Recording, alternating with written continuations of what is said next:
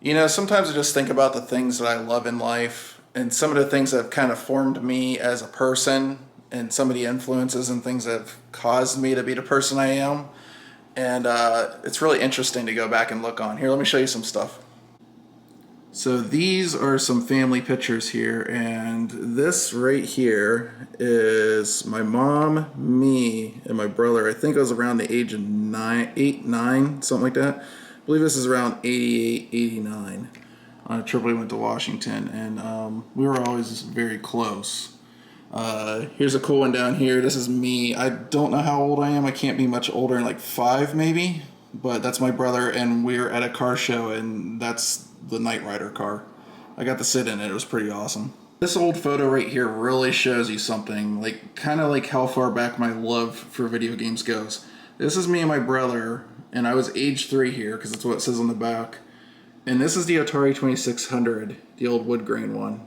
And from what I can tell in the photo, I think we're playing Combat on the TV screen. It's a little bit blown out.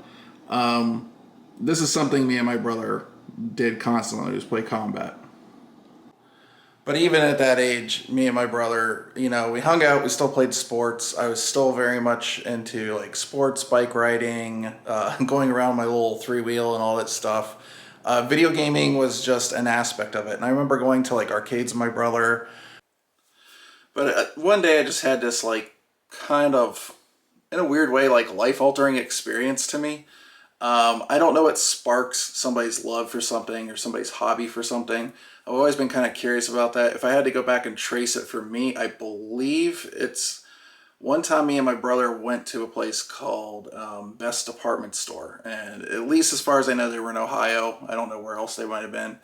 But Best like sold everything from like appliances to like, you know, kitchen silverware bowls. And they were like a generalized department store, and they had this sectioned off area. It was like the kids toy section, and you went back there and there was like the electronic toy section was like speak and spell and stuff like that, and they had these two 13-inch tube TVs set up with these two game consoles.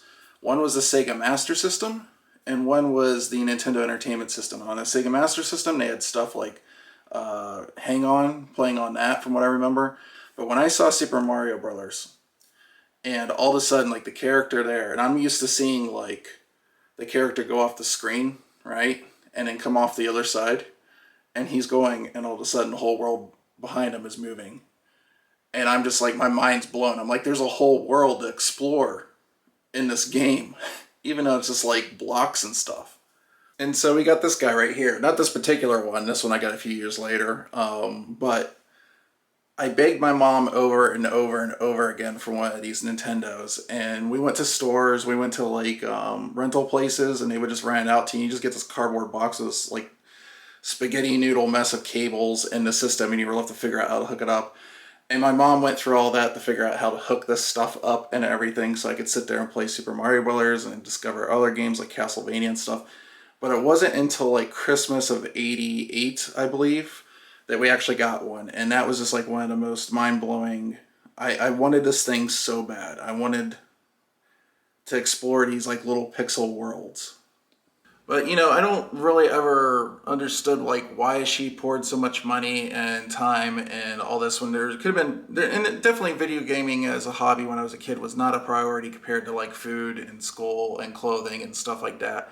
But when I looked at the collection I had back then and how much that probably cost her, and saying that we weren't insanely rich or anything by any means, the amount of money that she put into encouraging my hobby was awesome. And there's all these great like things that came off of it. Like as a young child, like I had a hard time learning to read. I had a learning disability growing up, and so and still to this day, like compared to other adults, I read slower. Like if I'm like on Discord or something like that, sometimes I'll just bounce out because it's like the best way to describe it is it's almost like mentally exhausting after a while to continue to read.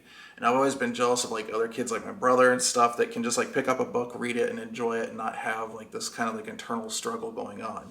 So video games was always like very easy for me, and video games that had narrative to them, like anything like Ninja Gaiden, Final Fantasy, whatever, is kind of a way that in a weird way, it kind of encouraged me to learn how to read a little bit more because I wanted to know what was going on in these like really awesome like worlds.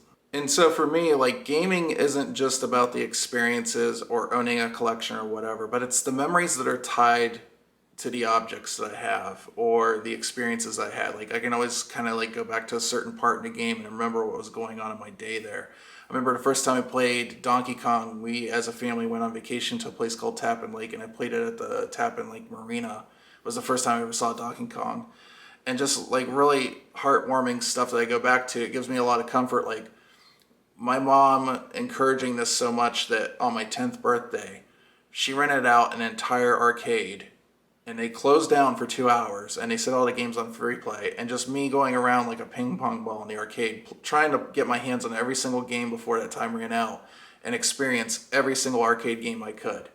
But one of the main reasons that this Switch is my favorite game console is when I turned 39 and my mom's been struggling with cancer for years.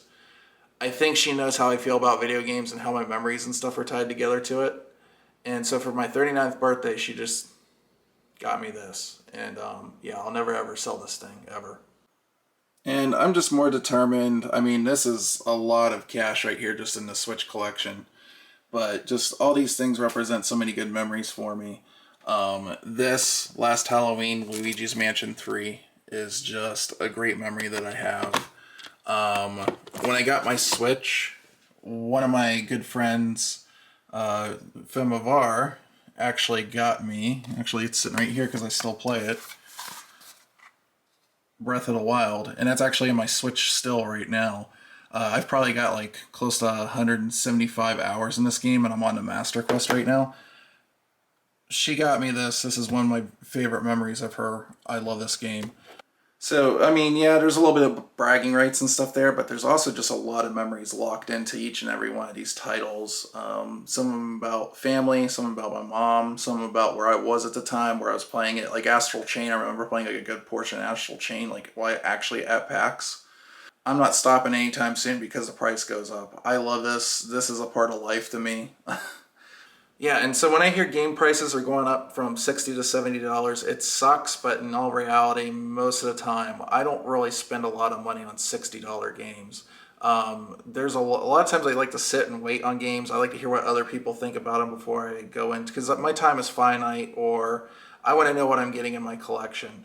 And so, like, a lot of stuff, like the features on the Xbox, the next Xbox that's kind of backwards compatibility, like the Xbox One has right now, is absolutely essential to me. Like, I love sitting down and playing Red Dead Redemption at 4K. I'd much rather play my older games and have them kind of like upgraded through a patch or hardware or backwards compatibility like that, rather than actually spending money on the game again. And so I think there's a lot of value in having old games around. I think I think that helps kind of curb the exorbitant costs. And I know that they say that the games are getting more expensive. At the same time, games are also just largely becoming just digital downloads. And so you don't have to deal with distribution chains and all this. But at the end of the day, am I going to like all of a sudden boycott games because they're $70? No, I'm not. They're something I hold very dear. And so when I go down to places like just recently, like Port Angeles, where I live in, they just started kind of acknowledging gaming culture here. So there's an arcade that recently opened up that right now, of course, because of COVID, it's shut down. And I worry that it will still be there when it opens back up. I don't actually know. But there's another place here called Anime Cat, and it started as like manga and board games and like, you know, Magic card games and stuff like that. I think they sell Pokemon and stuff in there. And I always wondered, like, why don't they sell video games? And he finally did. They have this little counter in the middle of the store, and they have all these games. They have a pretty good collection there, but their price is awesome. So recently I went in there, and they have Star Wars Empire Strikes Back for the Atari 2600. This game is awesome. This is one of the few licensed games that is actually really, really good. And me and my brother, so many members of me and my brother just playing the crap out of this. For years, I've had people tell me I need to experience Dead to Rights. Never played it. Apparently, it's backwards compatible on the Xbox. So I found a pretty good, crispy copy in there. So it was $5 for this. And I feel really bad for anybody that gifts me games.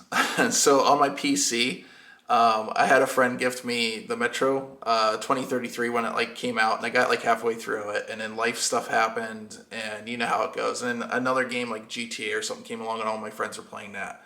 So I've always felt bad that I never got to play through the Metro series all the way. But finally, for what was it? Yeah, $10 even on the Xbox. Now I have the Redux versions of Metro Last Light and 2033. I'm assuming a lot of you are here because you love gaming. So in the comments, we're still a small channel. I want to get to know you. What's your love? Is it just gaming? Do you have other things that you love in your life? I want to get to know you a little bit better. Say something down in the comments, okay? See you guys in the next video. Bye.